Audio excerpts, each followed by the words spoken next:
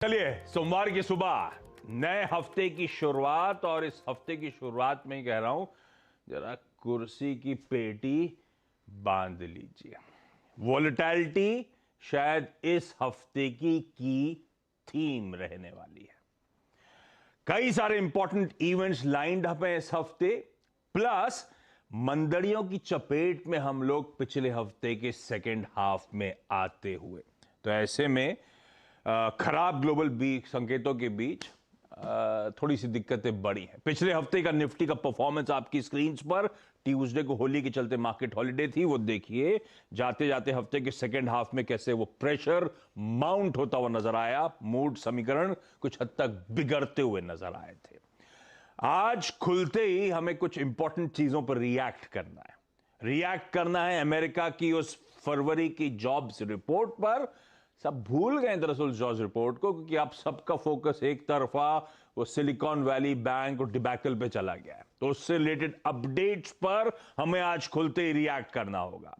आज शाम को 5:30 हमारे अपने खुद के रिटेल इन्फ्लेशन के नंबर्स आएंगे, इंपॉर्टेंट हैं। पिछली बार की कुछ हॉकिश कमेंट्री के बाद आरबीआई की तरफ से जो आई थी, हमारे आज आने हैं। कल यूएस का इन्फ्लेशन प्रिंट आएगा और वो भी बहुत इंपॉर्टेंट। जेरोमी पावेल साहब की वो टेस्टिमनी के बाद जॉब्स रिपोर्ट और इन्फ्लेशन नंबर्स, ये दो चीजें इंपॉर्टेंट हो चली थी।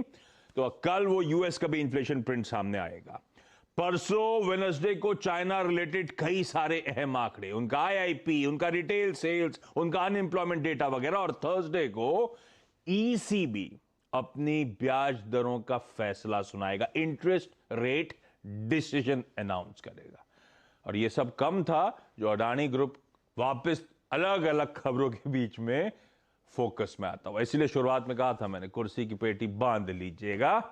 लेकिन चलिए आज के संकेत क्विकली स्क्रीन पे दिखा देता हूं। आधे % के दबाव के साथ हम लोग कामकाज की शुरुआत करेंगे। इस तरह के इंडिकेशंस सिंगापुर से हमारे लिए आते हुए, दरअसल एशिया इसी तरह के ठंडे मूड के साथ, थोड़े दबाव के साथ लार्जली कामकाज कर रहा है, वो आपकी स्क्रीन पर।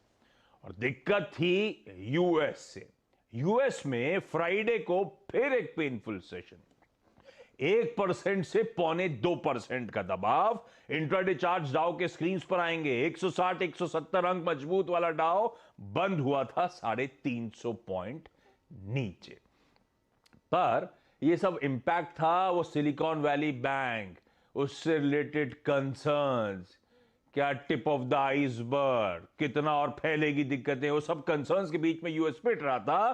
पर वीकेंड में अभी अपडेट कुछ देर पहले की कहानी, सारे फ्यूचर्स घूमते चले जा रहे हैं तेजी की तरफ। यूएस के इस समय के फ्यूचर्स प्लीज स्क्रीन पर रख दीजिए, बढ़िया मजबूत, 1 से 1.5% के बीच तीनों फ्यूचर्स मजबूती के साथ कामकाज कर रहे हैं। और वजह है, प्रोड्यूसर साहब ने जो हेडलाइन में लिख दिया है, फेड का इंटरवेंशन, उसके चलते थोड़ा सा मूड सेंटिमेंट सुधरता हुआ, और इसीलिए तब और अब की स्थिति बेटर हो गई है। हमने जहां छोड़ा था उसी लेवल्स के आसपास वापस यूएस के मार्केट्स आ गए। अगर ये नहीं हो रहा होता तो फ्यूचर्स दिक्कत में थे, तो समीकरण खासतौर पर बिगड़ता।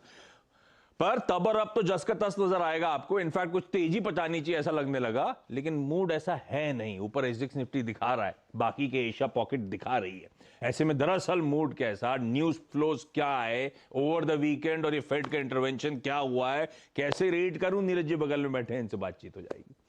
वीरू बताएंगे फिर निफ्टी बैंक में आज कैसे स्ट्रेटेजाइज करना है, हफ्ते की शुरुआत में कमाई कैसे होगी, किन लेवल्स को वॉच आउट करना है, और हर्षदा से जानेंगे सारे इंपॉर्टेंट स्टॉक्स न्यूज।